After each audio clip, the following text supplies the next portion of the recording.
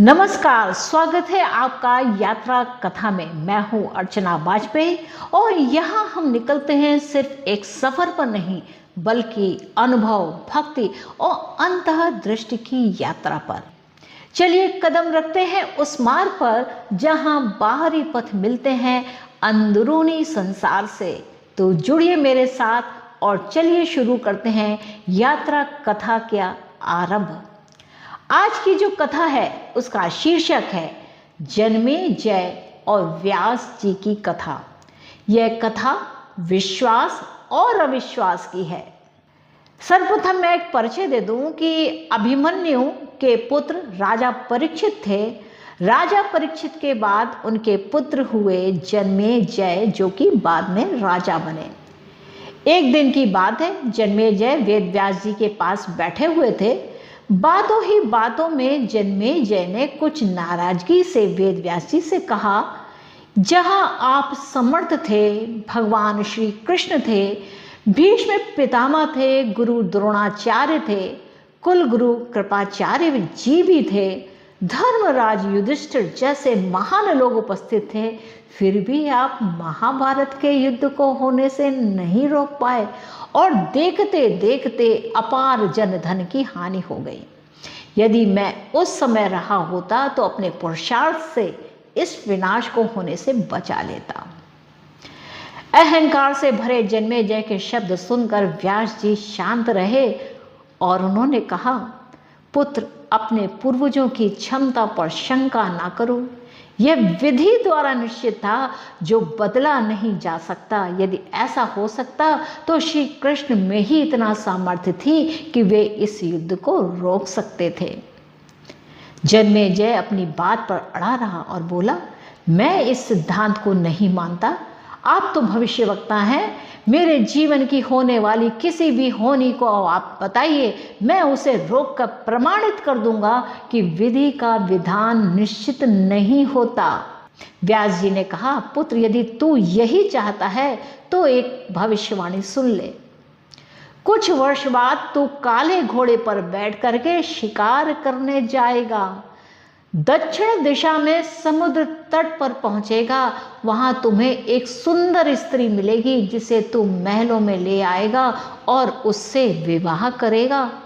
मैं तुमको मना भी करूंगा, यह सब मत करना, लेकिन फिर तुम वही सब करोगे जो तुम चाहते हो। इसके बाद उस लड़की के कहने पर तू एक यज्ञ करेगा। मैं तुम्हें आज चेता रहा हूं कि उस यज्ञ को तुम वृद्ध ब्राह्मणों से कराना, लेकिन वह यज्ञ तुम युवा ब्राह्मणों से कराओगे।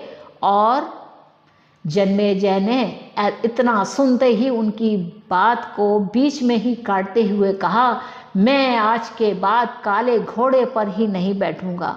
तो ये सब घटनाएं कैसे घटित होंगी? व्यास जी ने कहा, यह सब होगा और अभी आगे की सुन लो। उस यज्ञ में एक ऐसी घटना घटित होगी कि तुम उस रानी के कहने पर उन युवा ब्राह्मणों को प्राण दंड दोगे, जिससे तुझे ब्रह्म हत्या का पाप लगेगा और तुझे कुष्ठ रोग हो जाएगा और वही तेरी मृत्यु का कारण भी बनेगा। इस घटनाक्रम को रोक सकते हो तो रोक ले। वेद व्यास जी की बात को सुनकर जन्मेजय ने एहतियातवश शिकार पर जाना ही छोड़ दिया, परंतु जब होनी का समय आया तो उसे शिकार पर जाने की जो इच्छा थी वह बड़ी ही बलवती हो गई। उसने सोचा, काला घोड़ा नहीं लूंगा, पर उस दिन उस अस्तबल में केवल काला घोड़ा ही बचा था। उसे वही मिला। तब उसने सोचा कि मैं दक्षिण दिशा में नहीं जाऊंगा, परंतु घोड़ा अनियंत्रित हो गया और दक्षिण दिशा की ओर गया और समुद्र तट पर पहुंच गया। और वहां पर उसने एक सुंदर स्त्री को देखा और उस पर वह मोहित हो गया। जन्मेजय ने सोचा, इसे लेकर महल तो मैं जाऊंगा, लेकिन शादी नहीं करूंगा। परंतु उसे महलों में लाने के बाद उसके प्यार में पड़कर उससे विवाह भी कर लिया। फिर रानी के कहने से जन्मेजय द्वारा यज्ञ भी किया गया और उस यज्ञ में युवा ब्राह्मण ही रखे गए। किसी बात पर युवा ब्राह्मण रानी पर हंसने लगा तो रानी क्रोधित हो गई और रानी के कहने पर राजा जन्मेजय ने उसे प्राण दंड की सजा दे दी। फलस्वरूप क्या हुआ कि उसे कोढ़ हो गया।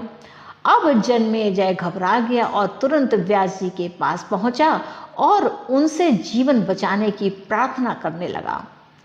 वेद व्यास जी ने कहा कि एक अंतिम अवसर है तेरे प्राण बचाने का और देता हूं, तुम उसे सुनो।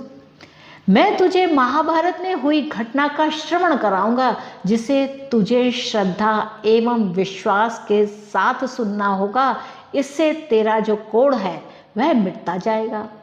परंतु यदि किसी भी प्रसंगवश तूने अविश्वास किया तो मैं महाभारत का प्रसंग रोक दूंगा और फिर मैं भी तेरे जीवन को नहीं बचा पाऊंगा।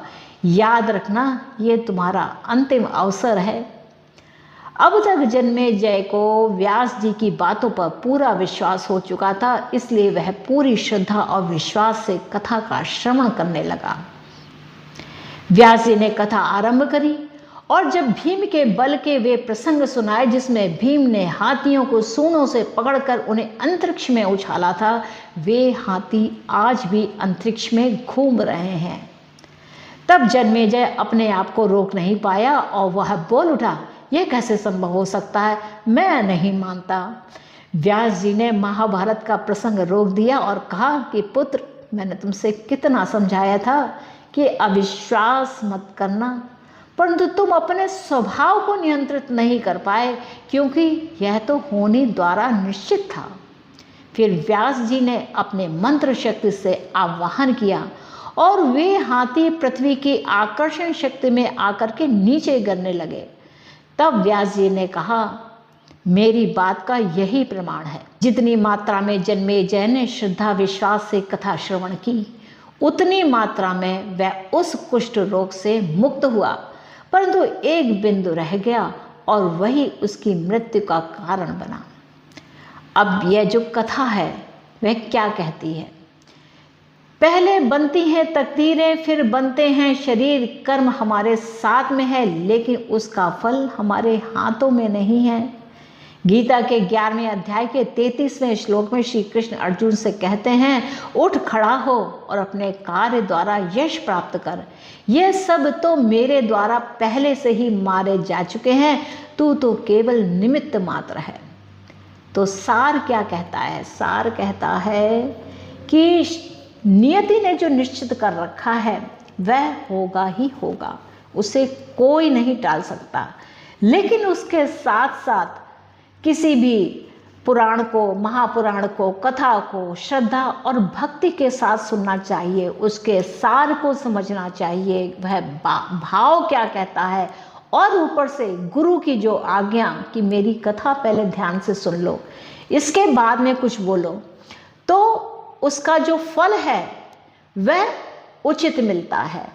तो यहाँ पर जैसे आपने पूरी कथा सुनी, व्यास जी ने कहा था कि अगर आप ये महाभारत की कथा को ध्यान से सुनते हैं, बीच में बोलेंगे नहीं, यानी कि आप डिस्टर्ब नहीं करेंगे, तो आप उस कथा को पूर्ण रूप से समझ पाएंगे।